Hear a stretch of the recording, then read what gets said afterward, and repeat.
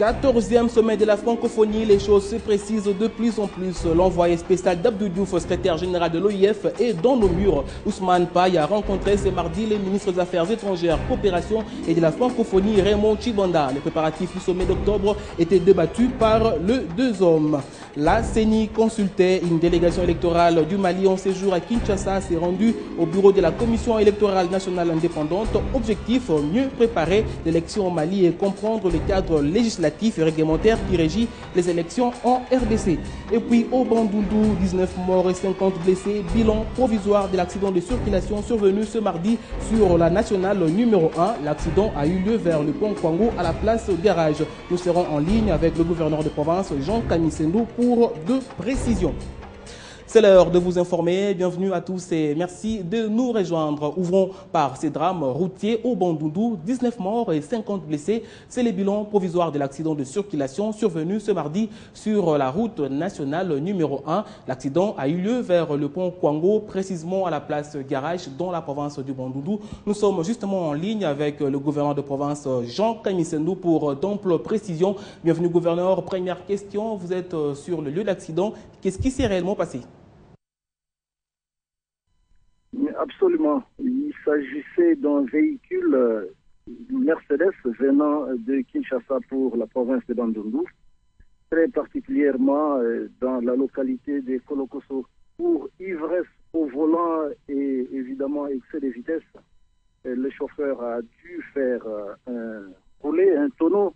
Là, il y a une quinzaine de morts, peut-être un peu plus, et 50 blessés.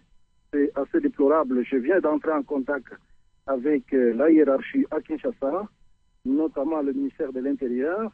Je suis en contact avec le ministre Charles des Affaires sociales, qui m'a prévenu qu'il était en train de faire le nécessaire pour venir sur Bandundu nous rejoindre, nous apporter éventuellement du secours que nous attendons et dont nous avons absolument besoin.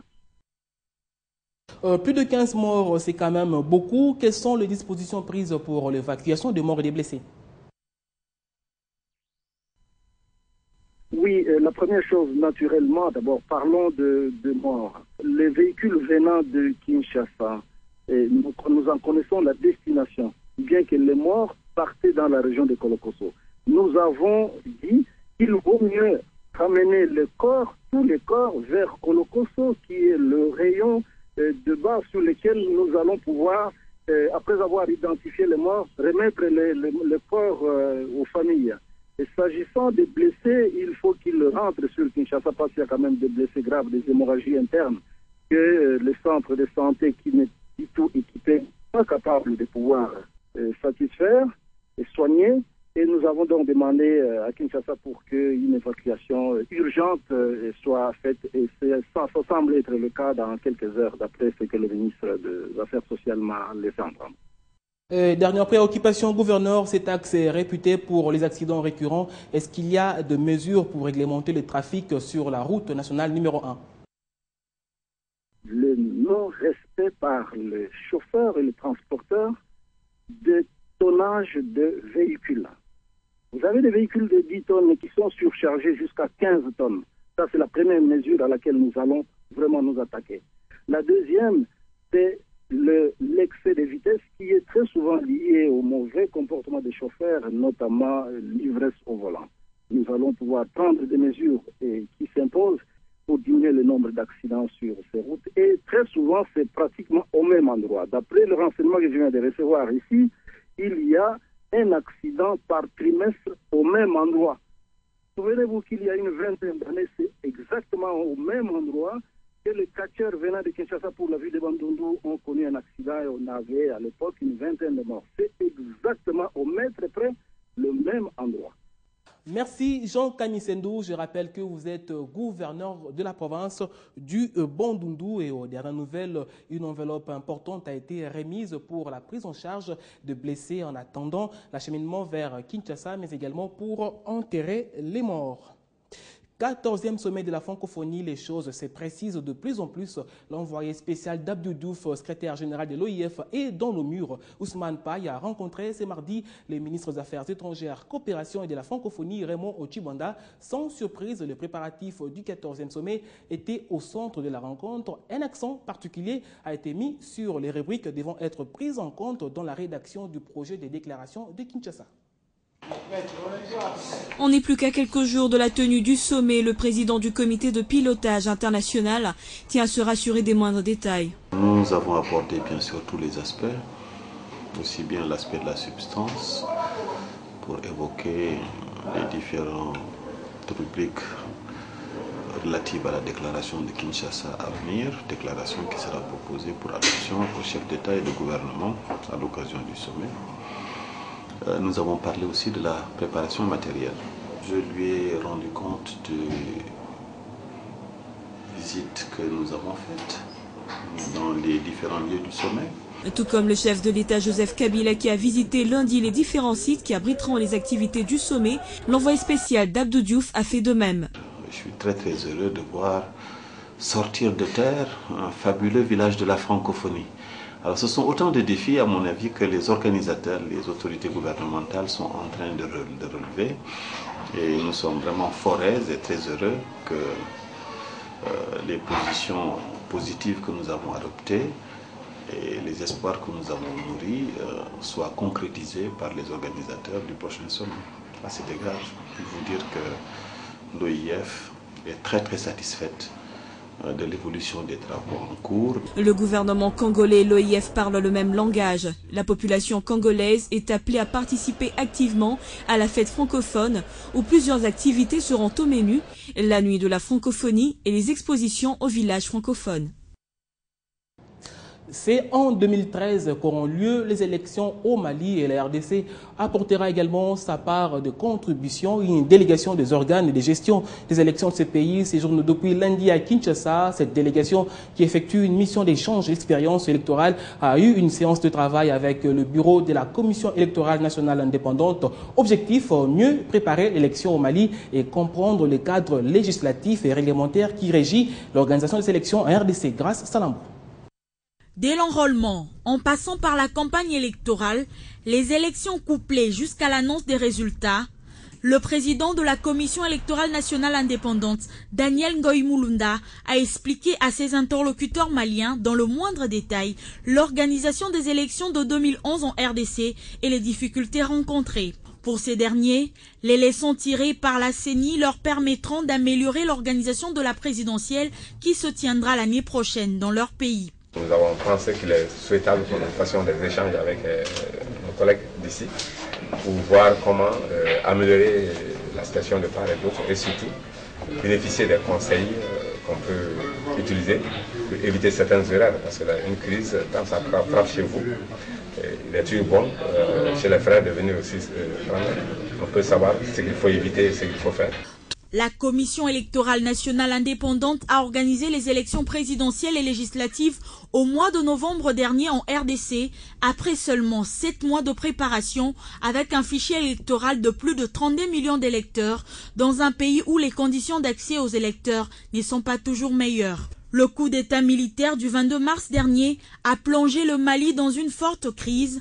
Le président de transition Dioncounda Traoré tente de reprendre les commandes du nord de ce pays qui est contrôlé par les rebelles Touaregs avant les élections de 2013. À la police nationale congolaise, ça n'arrive pas tous les jours. Quelques éléments suivent depuis ce mardi 18 septembre une formation sur les notions de droits de l'enfant. Policiers, officiers comme sous-officiers, au total 170 sont formés par des experts du réseau des éducateurs des enfants et jeunes de la rue. Le coup d'envoi de cette formation de 3 jours a été donné par le ministre des Affaires sociales, humanitaires et solidarité nationale, Charles Nawesh. Alain Linomamba. Ils sont 190 officiers et sous-officiers de la police nationale congolaise de Kinshasa, choisis pour suivre cette formation qui durera 3 jours, soit du mardi 18 au jeudi 20 septembre. Une formation supplémentaire sur les notions de droits de l'enfant, mais également le comportement et attitude à afficher en face d'un enfant lors des opérations d'intervention d'urgence. Dans la formation du policier de base, il y a déjà des notions qu'ils apprennent. Ici, nous voulons renforcer leur capacité par rapport à la protection spécifique de l'enfant. Puisque les policiers reçoivent déjà une protection. Maintenant, vous savez très bien qu'ils sont suivis en matière de protection des droits de l'homme, en matière d'accompagnement. Mais maintenant, nous voulons insister sur le volet protection de l'enfant et prise en charge. Grâce à l'appui de l'UNICEF et Médecins du Monde, du colonel à l'adjudant, aucune exception, tous à l'école du Régère, cette structure qui regroupe ONG et associations créée en 1998, œuvrant dans la protection de l'enfant. Pour intérioriser toutes ces méthodes que je qualifierais de nouvelles, il faut justement qu'il y ait cette collaboration entre les partenaires et nous. Et donc nous sommes très contents de participer à cette formation. Et nous sommes d'autant plus contents que le ministre nous a honoré de sa présence. Cette formation s'inscrit également dans le cadre de la campagne de sensibilisation de la police, initiée en ce mois de septembre sur la protection de l'enfant, partant de la loi portant protection de l'enfant. Parlons de la révolution de la modernité. Dans ce journal, le directeur général de l'agence congolaise de grands travaux, Médard Ilunga Mwamba, a effectué récemment dans la matinée une visite d'inspection au chantier du pont Bassoko dans la commune de Ngalema. Objectif, s'enquérir de l'évolution de différents travaux de modernisation, mais surtout la construction de ce pont par l'entreprise chinoise Crec 8. Héritier Manda, Alain Lino.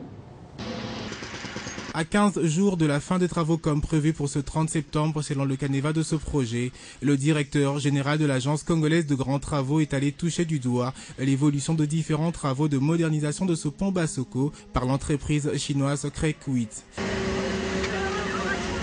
Sur place, le constat est positif. Les ouvriers chinois et congolais sont à pied d'œuvre, surtout dans cette dernière phase. Ces travaux sont financés entièrement par le gouvernement congolais, en partenariat avec le programme sino-congolais à hauteur estimée d'un peu plus de $1 million américains. Au chapitre éducation, la mutuelle des enseignants élargit encore plus son champ. Ce mardi, l'équipe du ministère de l'enseignement primaire, secondaire et professionnel était dans la périphérie est de la capitale Kinshasa. Il s'agissait d'enregistrer, sinon récupérer les nouvelles unités dans cette mutuelle très bien accueillie dans le milieu des enseignants. En tout cas, un reportage de Jules Mwamba.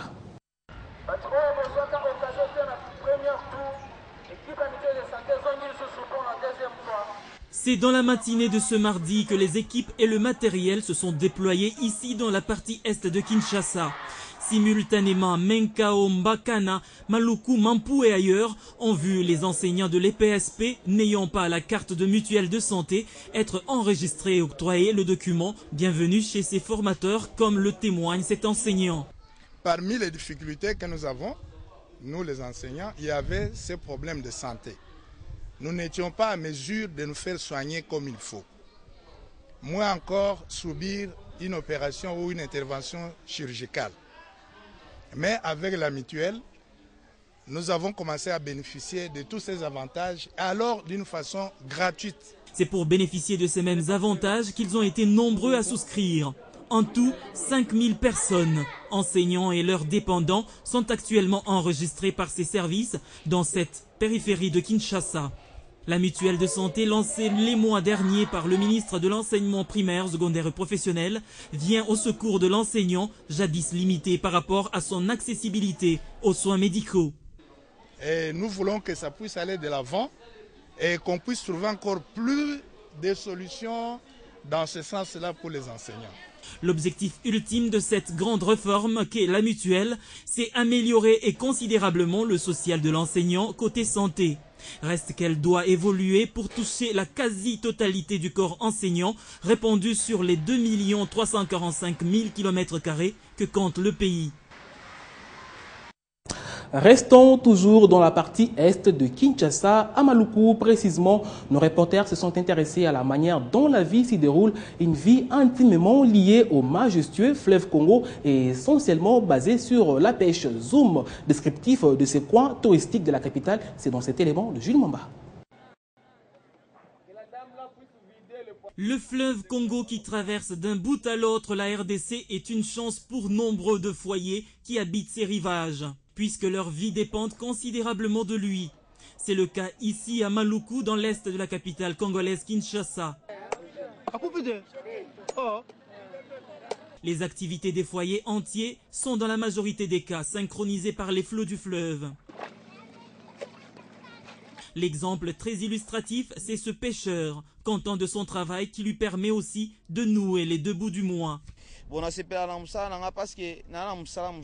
Après tout.